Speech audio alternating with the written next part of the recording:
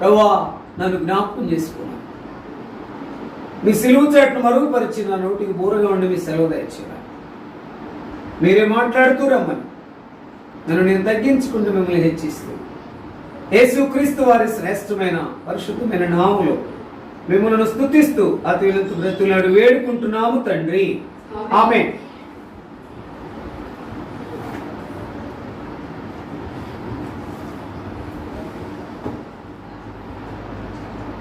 చదవబడిన భాగంలో మనం జ్ఞాపకం చేసుకుంటే మొదటి సమూయేలు గ్రంథం 2వ అధ్యాయము 2వ వచనాన్ని మనం చూస్తే ఆయన పరిశుద్ధుడైన దేవుడు, ఆయన ఏకైక దేవుడు, ఆయన వంటి ఆశ్రయము మరి ఏదీ లేదు. ఆ మాటను మనం జ్ఞాపకం చేసుకుంటే ఆయన పరిశుద్ధుడైన దేవుడు మనం ఆరాధనలో చూసుకుంటూ వచ్చాం. ఆ పరిశుద్ధతను నీకు నాకు అనుగ్రహిస్తూ వచ్చినాడు. ఆయన ఏకైక దేవుడు ఆ ప్రేమను కనపరుస్తూ వచ్చాడు. ఆయన వంటి ఆశ్రయం మనకి ఏదీ లేదు. ఆయన ఆశ్రయుడిగా ఉండి నిన్ను నన్ను తన ఎదుట నిర్దోషులుగా నిలబెట్టేదాని కొరకాయ మనల్ని ముందుగా తన కోసం ఏర్పరచుకున్నటువంటి దేవుడు. ఇందుకొరకాయ దేవుని పిల్లలంగా, ఇందుకొరకాయ దేవుల్లో కొనసాగే వరంగా మనం ఎలాగ ఉండాలి అంటే, మనము దేవుని పిల్లలముగా మనం ఎల్లప్పుడూ పరిశుద్ధులంగా ఉండాలి. ఆయన పిల్లలంగా మనం పవిత్రులుగా ఉండాలి. ఆయన పిల్లలంగా మనం నిర్దోషులంగా ఉండాలి. ఆయన పిల్లలంగా మన విషయంలో ఆయన ప్రేమను కనపరిచి మనం ప్రతి పాపాన్ని ఆయన రక్తంలో కడిగి మనల్ని పరిశుద్ధులుగా చేసినాడు కనుక, యేసుక్రీస్తు ప్రభు ద్వారా మనల్ని పరిశుద్ధులుగా చేసిన ఆ యొక్క ఔన్నత్యాన్ని మనం జ్ఞాపకం చేసుకుని మనము పాపములో ఉండకుండా జాగ్రత్త పడాలి. అంటే దేవుని పిల్లలుగా మనం ఎలా ఉండాలంటే పరిశుద్ధంగా ఉండాలి. దేవుని పిల్లలుగా మనం ఎట్లుండాలంటే ఆ ప్రేమను పొందుకున్నటువంటి విధానంలో ఆయన్ని ప్రేమించేటటువంటి స్థితిలో నిలుచున్నామంటే ఆయన కొరకాయ మనము పాపం లేకుండా ఈ లోకంలో జీవించటమే. నేనంటాను, ఒక భక్తుడు అన్నాడు, నువ్వు ఈ లోకం ఆయన కొరకు జీవిస్తున్నావంటే నీవు పాపం లేకుండా ఆయన కొరకు జీవించటమే. ఆయన ప్రేమిస్తున్నావంటే ఒకే ఒక సూచన ఏంటంటే, నువ్వు ఏ పాపము లేకుండా నువ్వుండి ఆయన కొరకు జీవిస్తున్నావంటే ఆయన ప్రేమిస్తున్నట్టే. లేకపోతే ఆయన ప్రేమించి తన కోసం నిర్ణయించుకుని మనల్ని నిర్దోషులుగా నిలబెట్టిన దాని కొరకాయ అర్థం ఉండదు. అయితే పాపిని పరిశుద్ధులుగా చేసినాడు. అయితే మనము పరిశుద్ధులంగా ఉండాలి. మనం పాపం లేని వారంగా ఉండాలి. ఎందుకంటే మన పాపాన్ని, శాపాన్ని ఆయన మీద వేసుకుని ఆ కలువరి సిలువలో నీ కొరకే నా కొరకే ఆ పాప భారం అంతా మోసి ఆయన రక్తం అంతా కార్చి నీ నా ప్రతి పాపాన్ని కడిగినాడు. ఆయన బిడ్డగా అంగీకరించినాడు. అందుకొరకే మన జీవితంలో పరిశుద్ధంగా ఉండాల్సిందే. అందుకనే ఆయన పరిశుద్ధులైన దేవుడు. చదవండి, మాట చదువుతారా? మొదటి సమూయేలు గ్రంథం 2వ అధ్యాయం 2వ వచనం. యెహోవా వంటి పరిశుద్ధ దేవుడు ఒక్కడును లేడు, నీవు తప్ప మరి ఏ దేవుడు, ఆయన తప్ప మరి ఏ దేవుడు లేడు, నీవు తప్ప మరి ఏ దేవుడును లేడు. మన దేవుని వంటి ఆశ్రయదుర్గం ఏది లేదు. ఆయన మన దేవుని వంటి ఆశ్రయదుర్గం ఏది లేదు ఈ లోకంలో. ఎంత నిన్ను ప్రేమించాడు, శాశ్వతమైన ప్రేమతో. నేను నిన్ను ప్రేమించున్నాను కనుక విడవక నీడలా కృప చూపుతున్నానంటే మనం దేవుని పిల్లలుగా చెప్తున్నాం. దేవుళ్ళు నిలిచి ఉండట్లేదు, అయినా ఆయన కృపను ఇది వరకు మనకు ఉంచుతా వచ్చినాడు. ఆయన కృపను బట్టి, ఆయన ప్రేమను బట్టి నిన్ను పాపిగా ఉన్నప్పుడు ఆయన దగ్గరికి వచ్చినప్పుడు మనల్ని పరిశుద్ధులుగా చేసినాడు. అయితే పరిశుద్ధంగా ఉంటున్నామా?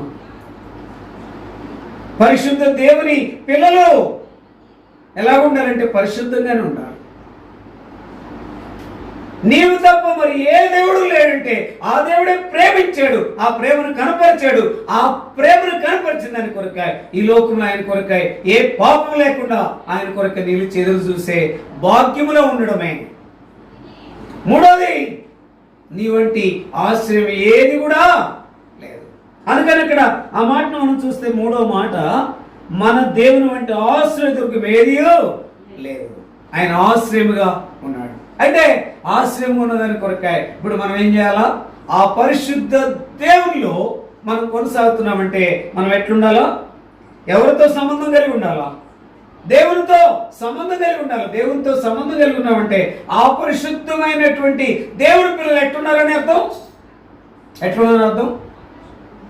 పరిశుద్ధంగా ఉన్నారని. ఆ దేవునితో సంబంధం కలిగి ఉంటే వారు పరిశుద్ధం. అందుకనే వారు దేవుని బిడ్డలు. వారు ఏది పెడితే అది చేయరు. వారు దేవుని బిడ్డలు. వారు ఏది పెడితే అది చేయరు. ఎందుకంటే వారు పరిశుద్ధులైన దేవుని పిల్లలు. ఒకప్పుడు మనం పాపులమే, ఇప్పుడు పరిశుద్ధులము. ఒకప్పుడు దూరస్థులమే, ఇప్పుడు సమీపస్థులము. ఒకప్పుడు శాపగ్రస్తులమే, ఇప్పుడు ధన్యులము. ఇప్పుడు ఆయనలో ఆశీర్వదించబడిన వారము. కనుక మనం ఎట్లా పడితే అట్లా మనం జీవించడానికి వీల్లేదు. ఆయనతో మనం సంబంధము కలిగిన వారముగా మనం ఉండాలి. పేతురు రాసిన 2వ పత్రిక 3వ అధ్యాయము 14వ వచనం. 3వ అధ్యాయము 14వ వచనం. ప్రియులారా చదవండి. ప్రియులారా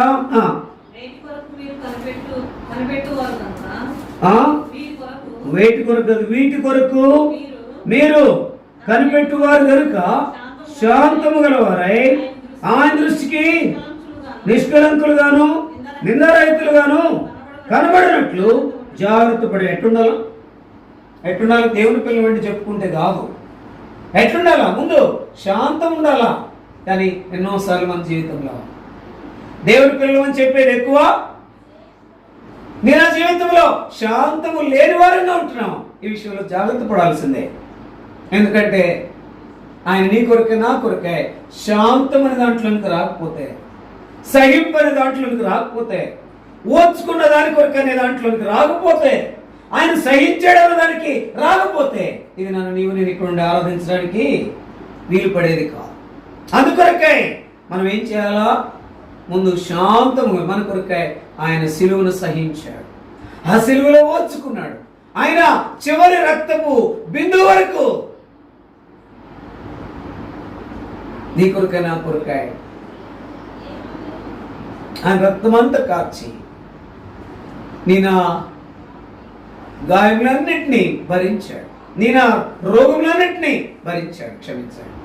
నీ రోగములన్నింటినీ క్షమించినాడు. నీ నా రోగములను క్షమించాడు. నీ నా వ్యసనములన్నింటిని వహించాడు.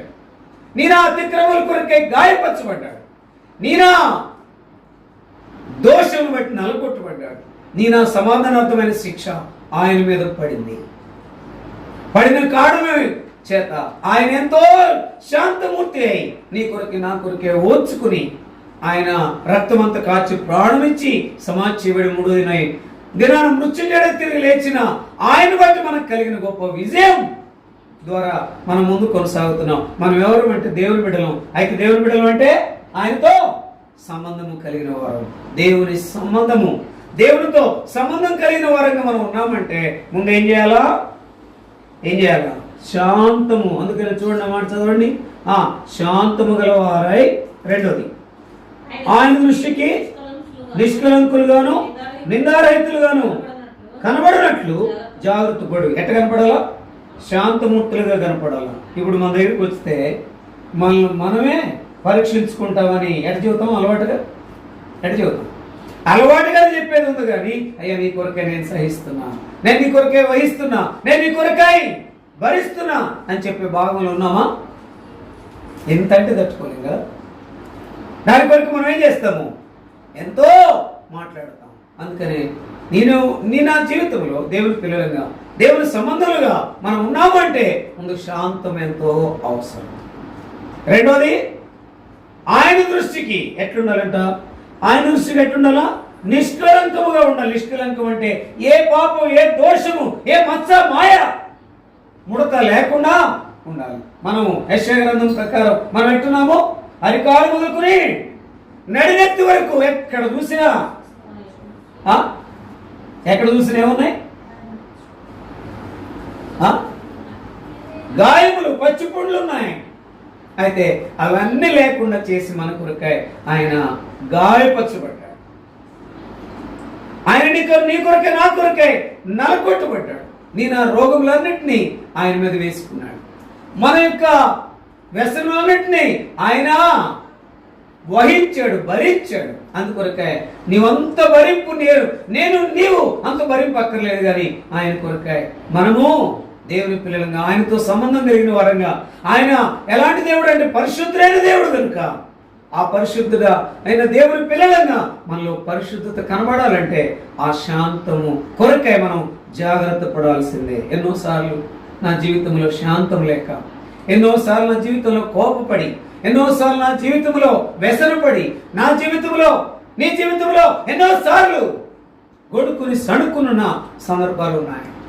అయితే రెండవదిగా నీ దృష్టికి నిష్కలంకంగా నేను లేను. ఏదో ఒకటి మాట ద్వారానో, చూపు ద్వారానో, నోటి ద్వారానో, చెవి ద్వారానో, చేతి ద్వారానో, కాలు ద్వారానో ఏదో ఒక రీతిగా నీ దృష్టికి నిష్కలంక కనబడాల్సిన దానికి బదులు కళంకంగానే కనబడుతున్నాను. నిష్కలంకం అనేది లేదు, కనబడుతున్నా నేను. ప్రియమైన సోదరి, సోదరుడా, ప్రియమైన వారులారా, ఎవరైనా సరే మనల్ని మనం జ్ఞాపకం చేసుకోవాలి, పరీక్షించుకోవాలి, మనం విమర్శించుకోవాలి. ఎన్నోసార్లు శాంతం లేకుండా ఉన్నాను, ఎన్నోసార్లు నీ దృష్టికి నిష్కలంకంగా లేను, ఎన్నోసార్లు మూడోది ఏముంది అక్కడ, నిందారహితముగాను కనబడినట్లు జాగ్రత్త చూసుకోండి. అంటే నిందారహితము, ఒకటేమో శాంతము, రెండోదేమో నిష్కలంకము, మూడోది నిందారహితము. నిందారహితం అంటే ఏంటి? ఆయన ఏదైతే నీ కొరకు నా కొరకు చేశాడో దాన్ని తలపోసుకోవడము. రెండోది నిందారహితం అంటే ఆయన ఏమైతే చెప్పాడో అది చేయడం. అందుకనే పాత నిబంధన గ్రంథంలో నోహు నిందారహితుడుగా ఉన్నాడు. ఆయన ఏమైతే చెప్పాడో ఆయన చెప్పిన యావత్తును చేశాడు. తన ఇష్టం ప్రకారం ఏది కూడా చేయలేదు.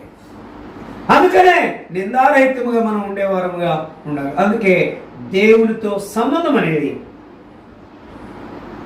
గాడ్స్ రిలేషన్ అనేది, దేవునితో సంబంధం అనేది ఎంతో ప్రాముఖ్యం. అందుకనే దేవునికి అత్యంత సమీపంగా మనము ఉండేదాని కొరకే తన ఎదుట మనలను ముందుగా నిర్ణయించుకొని తన ఎదుట నిర్దోషులుగా నిలబెట్టేదాని కొరకు ఇంత ఆయన నీ కొరకు నా కొరకు చేస్తే నీవు నేను కొంతైనా చేయాల్సిన అవసరం ఎంతైనా ఉంది. దాని విషయంలో ఆ కొంతైనా చేయవలసింది ఏంటంటే జాగ్రత్త పడాల్సింది ఏంటంటే, ఒకటి శాంతము, రెండోది నిష్కలంకము, మూడోది నిందారహితంగా ఉండాల్సిందే. చూడండి, ఒక మాట చదుదాం, మనం జ్ఞాపకం చేసుకుంటే తీతు పత్రిక 2వ అధ్యాయం 13వ వచనం. తీతు పత్రిక 2వ అధ్యాయము 13వ వచనం చదువుతారా? తీతు పత్రిక 2వ అధ్యాయం 13వ వచనం అందరం కలిసి చదువు. 2వ అధ్యాయం 13వ వచనం అందరం కలిసి చదుదాం. అనగా మహాదేవుడును మన రక్షకుడు యేసుక్రీస్తు మహిమ యొక్క ప్రత్యక్షత కొరకు ఎదురు చూచు ఈ లోకములో స్వస్థబుద్ధితోను, నీతితోను, భక్తితోను బ్రతుకుచుండవలని మనకు బోధించున్నది. ఎట్లుండాలా? రెండోది ఎట్లుండాలా? మొదటేమో శాంతముగా ఉండాలా, రెండోది నిష్కలంకంగా ఉండాలా, మూడోది నిందారహితంగా ఉండాలా. ఇక్కడ ఆయన కొరకు ఎదురు చూసే జాబితాలో, ఆ పరిశుద్ధ దేవుని పిల్లలు అనే జాబితాలో మనం ఎట్లుండాలా? స్వస్థ బుద్ధితో ఉండాలి. ఎందుకంటే నీ నా రోగములను భరించాడు, ఆ స్వస్థ అనుగ్రహిస్తూ వచ్చాడు. ఆయన భరించాడు నీకు నాకు స్వస్థత. నీ నా వ్యసనాలను వహించాడు. నీ నా జీవితంలో నిష్కలంకము, నీ నా జీవితంలో ఏం చేసినాడు? నీ నా అతిక్రమములను ఏం చేశాడు? అతిక్రమముల కొరకై ఆయన గాయపరచబడ్డాడు. నీ నా దోషముల కొరకాయ నలగొట్టుబడ్డాడు, నీ నా సమాధానార్థమైన శిక్ష అతని మీద పడింది. అయితే దీని కొరకాయ మనం ఏమి చెల్లించక్కర్లేదు, కానీ మన అందరి కొరకాయ ఆయన చెల్లించాడు. ఇప్పుడు మనం చేయవలసింది ఏంటంటే ఆయన కొరకాయ స్వస్థ బుద్ధితో ఉండాలి. అంటే బుద్ధి ఎట్లుండాలా? స్వస్థతకు కూడింది ఉండాలా. అంటే పాపం ఎక్కడ కనపడకూడదు, పాపం ఎక్కడ కూడా కనపడకూడదు, అతిక్రమం ఎక్కడ కనపడకూడదు, దోషం ఎక్కడ కనబడకూడదు. అది స్వస్థ బుద్ధి అంటే. అట్లా కాకుండా మన జీవితంలో శారీరకమైన స్వస్థత లేకపోయినా పర్వాలేదు, కానీ ఆధ్యాత్మికమైన ఏముండాలా? స్వస్థ బుద్ధి అనేది ఉండాలి. ఆ స్వస్థ బుద్ధి అనేది ఉంటే మనం ఎక్కడున్నా నెమ్మదిగా ఉంటాం. ఏమి తిన్నా అంటే నెమ్మదిగా ఉంటాం. కొన్నిసార్లు మంచి మంచి మనకు రుచికరమైన భోజనాలు దొరకపోవచ్చేమో, కానీ అయితే ఏమి తిన్నా ఎట్లుంటాం? మనము ఆధ్యాత్మికమైన స్వస్థత కలిగి ఉంటే ఎంతో నెమ్మదిగా ఉంటాం, ఎంతో సంతోషంగా ఉంటాం, ఎంతో ఈ లోకంలో ధైర్యంగా ఉంటాం. అదే లేకపోతే మనం ఉండాలి. రెండోది ఏంటి అంటే, నాలుగోదేమో స్వస్థ బుద్ధితో, ఐదోది ఏంటి? నీతితో. చూడండి అన్నమాట, నీతితోను భక్తితోను. రెండోది అంటే ఐదోది నీతితోను భక్తితోను. చాలాసార్లు దీని దగ్గరికి వచ్చినప్పటికే ప్రియమైన వాళ్ళరా జ్ఞాపకం చేసుకుంటే ఎన్నోసార్లు స్వస్థ బుద్ధి లేదు, ఎన్నోసార్లు నీతి లేదు, ఎన్నోసార్లు ఏం లేదు, అక్కడ భక్తి లేదు. మనము అందుకని మనం జ్ఞాపకం చేసుకుంటే చాలా సందర్భాల్లో ఎక్కడుంది మాట చెప్పండి? పైకి భక్తి గలవారై ఉండి దాని శక్తిని ఆశ్రయించలేకపోతే ఏమి ప్రయోజనము? అందుకనే ఎక్కడుందన్నమాట జ్ఞాపకం చేసుకోండి. చాలాసార్లు మనము అంటూ ఉంటాము, ఇతరులకు చెప్తా ఉంటాము, పైకి భక్తి గలవారండి. తిమోతికి రాసిన మొదటి పత్రికలో ఆ మాట మనం చూస్తాం. అయితే పైకి భక్తి గలవారండి, దాని శక్తిని ఆశ్రయించలేనటువంటి స్థితిలో మనం ఉన్నాం. అందుకే ఎన్నోసార్లు స్వస్థ బుద్ధి లేదు, ఎన్నోసార్లు నీతి లేదు, ఎన్నోసార్లు భక్తి లేదు. అలా ఉండాలంటే ఆ దేవునితో మనము ఉన్నామంటే దేవునితో సంబంధం కలిగిన వారంగా ఉన్నాం. అప్పుడే దేవుని సంబంధులంగా మనము కొనసాగుతాము. అందుకనే దేవుని సంబంధులు ఎవరిప్పుడు సంబంధాలు ఎట్టుండాలా? శాంతమూర్తి ఉండాలా, శాంతంగా ఉండాలా, నిష్కలంకంగా ఉండాలా, నిందారహితంగా ఉండాలా, దాని తర్వాత స్వస్థ బుద్ధితో ఉండాలా, నీతితో ఉండాలా, భక్తితో ఉండాలా. అలా ఉండాలంటే ఒక 5 విషయాలు మనం చూసుకుని మనము ముందుకు కొనసాగాలి. చూడండి ఒక మాట. అందుకని మనం ఉండాలంటే ఏం చేయాలా? చూడండి, యోహాను రాసిన మొదటి పత్రిక 3వ అధ్యాయం 10వ వచనం చదవండి, త్వరగా చదవండి. యోహాను రాసిన మొదటి పత్రిక 3వ అధ్యాయం 10వ వచనం. దీన్ని బట్టి దేవుని పిల్లలెవరో అపవాది పిల్లలెవరో తేటపడును, నీతిని జరిగించని ప్రతివాడును, తన సహోదరుని ప్రేమించని ప్రతివాడును దేవుని సంబంధులు కారు. ఇప్పుడు నీతిని ప్రేమించాలి, అదే సమయంలో తన సహోదరుని ప్రేమించాలంటే అక్కడ సహోదరుడు ఉంది, కానీ అక్కడ సంఘములో ఉన్న వారందరినీ, మన ఇరుగు పొరుగు వారందరినీ, మన ఇంటిలో ఉన్న వారందరినీ ఏం చేయాలా? ప్రేమించాలా. అప్పుడే దేవుని సంబంధిగా మనం కనబడతాం. లేకపోతే దేవుని సంబంధులు కాదు. ఆ దేవుని సంబంధులు దానికంటే ఆపోజిట్ ఏంటి? లోక సంబంధులు, అపవాది సంబంధులని మనము ఆ పేరు తెచ్చుకుంటాం. చాలాసార్లు దేవుని పిల్లలమని పేరుంది, కానీ మనకు లోక సంబంధులనే పేరే, అంటే అది పేరుకే ఉంది, కానీ ఈ పేరు ఎక్కువగా ఉంది కదా. చాలాసార్లు గమనిస్తే ఉదయకాలం నా మటుకు నేను వాక్యము చదివేటప్పుడు సిద్ధపడేటప్పుడు చూస్తే చాలాసార్లు ఆ యొక్క దేవుని సంబంధం అనేది నాలో తక్కువగా కనబడతా ఉంది. నీతిని ప్రేమిస్తున్నాము, ఎంత మంచి మాట ఉంది అక్కడ. చదవండి మరొకసారి ఆ మాట. యోహాను రాసిన మొదటి పత్రిక. దీన్ని బట్టి దేవుని పిల్లలెవరో అపవాది పిల్లలెవరో తేటపడును, ఆ నీతిని జరిగించు ప్రతి వాడును, క్షమించండి, నీతిని జరిగించని ప్రతి వాడును, తన సహోదరుని ప్రేమింపని ప్రతివాడును దేవుని సంబంధులు కారు. నీతిని జరిగించకపోతే, సహోదరుని ప్రేమించకపోతే వారు దేవుని సంబంధులు కాదు. ఇప్పుడు నీతిని జరిగిస్తున్నామా? మనకు మనమే పరీక్షించుకున్నాం, మనకు మనమే విమర్శించుకుందాం, మనకు మనమే దేవుని ఎలా ఉన్నామో మనము సరి చూసుకుందాం. సరి పెట్టుకోకుండా సరి చూసుకుందాం. అయ్యా, నేను నీవు బిడ్డని చెప్పుకోవడమే కానీ నీ బిడ్డగా నేను అనేక సార్లు జీవించడం లే.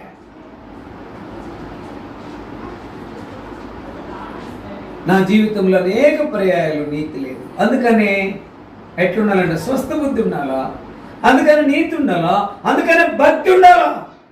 అది లేకపోతే మనం దేవుని సంబంధంగా కనబడలేము. నీతిని జరిగించని ప్రతివాడు, సహోదరుని ప్రేమించని ప్రతివాడు దేవుని సంబంధులు కాదు. అదే అయితే మీరు దేవుని సంబంధులు, అపవాది సంబంధులు, మీరు దేవుల్లో కొనసాగేవారు లేకపోతే లోకంలో కొనసాగేవారు, నీకు నాకు తేటగా అర్థమైపోద్ది. జ్ఞాపకం చేసుకుంటే మన జీవితంలో అంటే ఏముండాలి? ముందు ఖచ్చితంగా నీతిని జరిగించాలి, అప్పుడే దేవుని సంబంధి. ఖచ్చితంగా సహోదరుని ప్రేమించాలి, అప్పుడే దేవుని సంబంధి. లేకపోతే మనం అలవాటుతో చెప్పుకునే దేవుని పిల్లలంగా, ఆచారంతో చెప్పుకునే దేవుని పిల్లలంగా, లోకంలో కలిసిపోయిన వారుగా ఉంటాం. మనం దేవుని సంబంధులుగా ప్రియమైన వాళ్ళరా, నీవు నేను ఎలాగ ఉండాలంటే ఎట్టుండాలా? నీతిని జరిగించే వారంగా ఉండాలా, సహోదరుని ప్రేమించే వారంగా ఉండాలంటే ఈ లోకంలో ఉన్న వారందరినీ ప్రేమించాలి. కానీ అయితే ప్రభువుకు మనం ఆ యొక్క ప్రేమను బట్టి, ఆ యొక్క నీతిని జరిగించేదాన్ని బట్టి ఆయనకు మహిమను తీసుకొచ్చే వరంగా ఉండి ఆయన సంబంధులుగా కొనసాగం. అందుకొరకే మనమే ఏం చేయాలా? ప్రశ్నించుకోవాలా, పరీక్షించుకోవాలా, అదే సమయంలో ఏం చేయాలా? విమర్శించుకోవాలా. ఇది ఎంతో ప్రాముఖ్యమైన సంగతి. ఇది కనుక మనం పరీక్షించుకోకపోతే, విమర్శించుకోకపోతే అందరితో పాటు అందరిలాగా మనము అలవాటుగానే కొనసాగే వారంగా మనం. అందుకొరకే ఈ మొదటిదిగా మనం జ్ఞాపకం చేసుకుంటే, మనము దేవుని సంబంధముగా ఉన్నామంటే మనం ఏం చేయాలా? నీతిని జరిగించాలి, సహోదరుని ప్రేమించాలి. రెండో చూడండి, మనం జ్ఞాపకం చేస్తే యోహాను రాసిన 3వ పత్రిక 11వ వచనం రెండో మాట ఏం చేయాలి? అక్కడ స్పష్టంగా ఉన్నమాట ఏం చేయాలా? మేలు చేయాలి. అంటే ఇది నాలుగు మన ప్రక్కనే ఉంటారు, మనతో పాటే ఉంటారు, కానీ వారు ఏం చేస్తారు? మేలు చేయరు, కీడే చేసేవారుగా ఉన్నారు. అయితే ఎవరో సంగతి ప్రక్కన పెడితే దేవుని పిల్లలంగా, దేవుని సంబంధులముగా, ఆయన బిడ్డలముగా, ఆయన యొక్క పరిశుద్ధమైన రక్తంలో కడగబడిన వారముగా ఆ పరిశుద్ధ దేవునితో మనం సంబంధం కలిగి ఉన్నామంటే అర్థం ఏంటంటే మనం మేలు చేసే జాబితాలో ఉండాలి. ఒకవేళ మేలు చేస్తేనేమో ఎవరి సంబంధి? దేవుని సంబంధులు. కీడు చేస్తే లోక సంబంధులు, అపవాద సంబంధులు, సాతాను సంబంధులు. ఆ జాబితాలోకి దేవుని పిల్లలంగా మనం ఎంత మాత్రం కూడా రావడానికి వీల్లేదు. అలాగా మనం దేవుని సంబంధులుగా ఉండాలంటే మనం నీతిని జరిగించాలి. రెండోది ఏం చేయాలా? మంచి చేసి మేలు చేయాలి, మంచి కార్యమే చేయాలి, మేలు చేయాలి. అక్కడేమో సహోదరుని ప్రేమించాలి, నీతిని అనుసరించాలి. ఇక్కడేమో మంచి కార్యం చేయాలి, ఏం చేయాలా? మేలు చేయాలి. ఇది రెండోది. మూడోది చూడండి, ఒక మాట మనం చూద్దాం, జ్ఞాపకం చేసుకుంటే 18వ అధ్యాయం 37వ వచనం. యోహాను సువార్త 18వ అధ్యాయము. అందుకు పిలాతు, నీవు రాజువా? ఆయన అడుగుగా యేసు, నీవన్నట్టు నేను రాజునే, సత్యమును గురించి సాక్ష్యం ఇచ్చుటకు నేను పుట్టి తిని, ఇందు నిమిత్తమే ఈ లోకమునకు వచ్చి తిని, సత్య సంబంధి అయిన ప్రతివాడును నా మాట విన్న. అంటే దేవుని పిల్లలు ఆయనే చెప్తున్నాడు. ఏం చెప్తున్నాడు? సత్య సంబంధి. అంటే దేవుని సంబంధులు ఎవరంటే వారి జీవితంలో ఏముండాలా? సత్యం ఉండాలి. చాలాసార్లు లోకస్తులు అబద్ధం ఆడితే పెద్దదాన్ని లెక్కలో తీసుకోరు. లోకస్తులు లోకంలో కలిసిపోతే పెద్ద లెక్కలో తీసుకోరు. దొంగవాడు దొంగతనం చేస్తే పెద్ద లెక్కలో తీసుకోరు కానీ లోకస్తులు అబద్ధం ఆడితే పెద్ద లెక్కలో తీసుకోరు కానీ అయితే దేవుని పిల్లలమైన వారు, దేవుని పిల్లలైన మనం, ఆ పరిశుద్ధులైన దేవుని పిల్లలుగా మనం ఉండేటప్పుడు మనలో ఏముండాలి? అబద్ధము ఉండకూడదు, సత్యమే ఉండాలి, సత్య సంబంధిగా ఉండాలి. సత్య సంబంధే దేవుని సంబంధి. అందుకనే మూడోదిగా మన జీవితంలో ఏముండాలా? సత్యం ఉండాలి, నీతి ఉండాలి. అదే సమయంలో రెండోది ఏముండాలి? మేలు ఉండాలి, మేలు చేసే ఆ యొక్క లక్షణం ఉండాలి. మూడోది సత్యమే మాట్లాడాలి, సత్యమే పలకాలి, సత్యం మన హృదయంలో ఉండాలి. మన ఎదుచున్నవారు మనము నిజమైనటువంటి స్థితిలో ఉంటేనే వారు మారుతారు. మనము అంటే దేవుని సంబంధులు అంటే ఎవరు? మూడోది ఎవరు? సత్య సంబంధి. ఆయన సత్య సంబంధి అని చెప్తా ఉన్నాడు ఆ పిలాతు దగ్గర. ఆ సత్యమును గురించి సాక్ష్యం ఇస్తా ఉన్నాడు. సత్య సంబంధి అంటే దేవుని సంబంధులు ఎవరంటే వారిలో ఏముండాలా? సత్యం ఉండాలి. ఇది మూడోది. నాలుగోది ఒక మాట మనం చూద్దాం, చూడండి. యోహాను సువార్త 8వ అధ్యాయం 43వ వచనం. అందరం కలిసి 8వ అధ్యాయం 43వ వచనం. అందరం కలిసి దేవుని సంబంధమైన వాడు దేవుని మాటలు వినును, మీరు దేవుని సంబంధులు కారు కనుకనే మీరు వినరని చెప్పాను. అంటే ఇక్కడ ఆయన మాట వినాలి. దేవుని సంబంధులు ఏం చేయాలంటే ఆయన మాట వినాలి. ఆయన మాట వినకుండా నీకు నచ్చిన వారి మాట వింటే, లేకపోతే నీకు నచ్చినట్లుగా చేస్తే, లేకపోతే నీకు నచ్చినట్లు విధానంగా కొనసాగితే నీ నా జీవితంలో దేవుని సంబంధంగా మనం ఉండలేము. అందుకనే దేవుని సంబంధమైన వాడు ఆయన మాట వినాలి. ఆయన ఏం చెప్తాడో ఆయన మాట వినాలి. ఆయన వాగ్దానం తీసుకోవాలి. ఆయన నిన్ను అలాగే నడిపిస్తాడో అలాగే నడవాలి. నీ ఇష్టం నా ఇష్టం కాదు,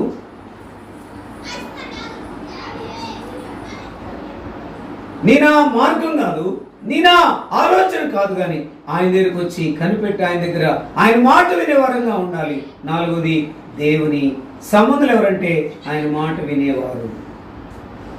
చూడండి, అందుకనే మనం జ్ఞాపకం చేసుకుంటే 5వ మాట మనం జ్ఞాపకం చేసుకుందాం. ఎఫెసీయులకు రాసిన పత్రిక 5వ అధ్యాయం 9-10 వచనాలు చదవండి. అయితే దేవుని సంబంధులు ఈ రీతిగా ఉండాలి అని ఆయన కొరకే, ఆయనకి ఏది ప్రీతికరమో అది చేయాలి. ఇప్పుడు మనం ఏం చేస్తాం? దేవునికి అసలు ప్రీతికరం ఏంటి? ఒకళ్ళు నిన్నే నన్ను సాక్షాత్ ఆయన వచ్చి నిలబడి అడిగాడు అనుకో, నా కొరకు ప్రీతికరమైంది ఏంటి అని అంటే, దేవునికి ఏది ప్రీతికరం చెప్పండి.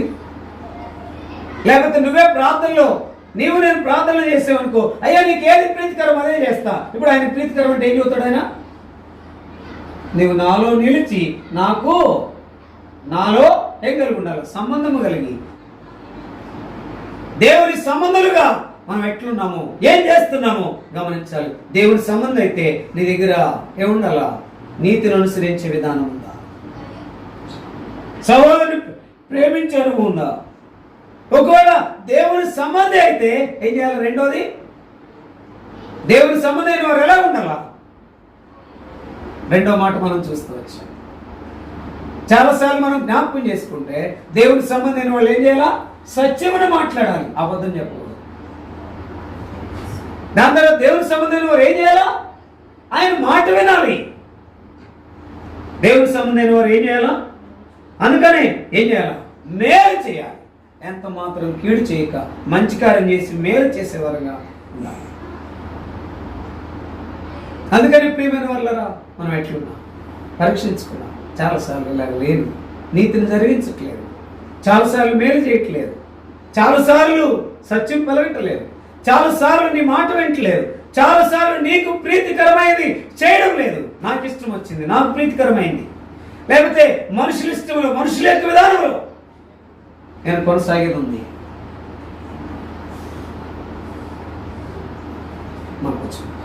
కొనసాగే విధానం ఉంది. అయితే నన్ను క్షమించు.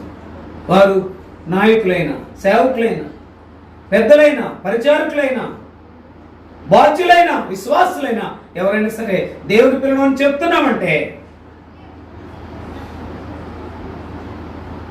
ఆయన పిల్లలంగా మనం కనబడాల్సిందే. అందుకని మనల్ని మనమే విమర్శించుకునేలా తీర్పు పొందక చాలాసార్లు మనం జీవితంలో జ్ఞాపకం చేసుకుంటే ఏం చదివేమో అంటే మన యొక్క జీవితంలో ఆ మాట మనం చదువుకుంటూ వచ్చినాం. ఏంటది? ప్రీతికరమైంది చేయాలి. ఎఫెసీ రాసిన పత్రిక మీ యొక్క బైబిల్ నోట్ చేసి పెట్టుకోండి. మన విశ్వాసులు గనక, నేను సేవకుడిని గనక, ఈ లోకంలో ఉన్నవారు దేవుని పిల్లలు అంటే ఖచ్చితంగా ఆయనకు ప్రీతికరమైనది చేయాల్సిందే. ఆయనకు ప్రీతికరమైనది ఏంటంటే ఆయన కొరకై జీవిస్తూ వాక్యాన్ని ప్రేమిస్తూ నీవు ప్రార్థనాపూర్వకంగా ఉండి ప్రార్థనాపరుడుగా ఉండి నేను ఆయన కొరకు ఎదురు చూసే జాబితాలో విశ్వాసంతో ముందుకు వెళుతూ ఆయన మీద ఆధారపడటమే. అప్పుడు ఆ రీతిగా ఆధారపడినప్పుడు దేవుడు జ్ఞాపకం చేసుకుని మనల్ని నడిపిస్తాడు. అందుకొరకే యోగ్యమైన రీతిలో వాళ్ళలో చేయవేయడానికి పాల్పంపులు పొందడానికి మనమే ప్రశ్నించుకుందాం, మనమే పరీక్షించుకుందాం, మనమే విమర్శించుకుందాం.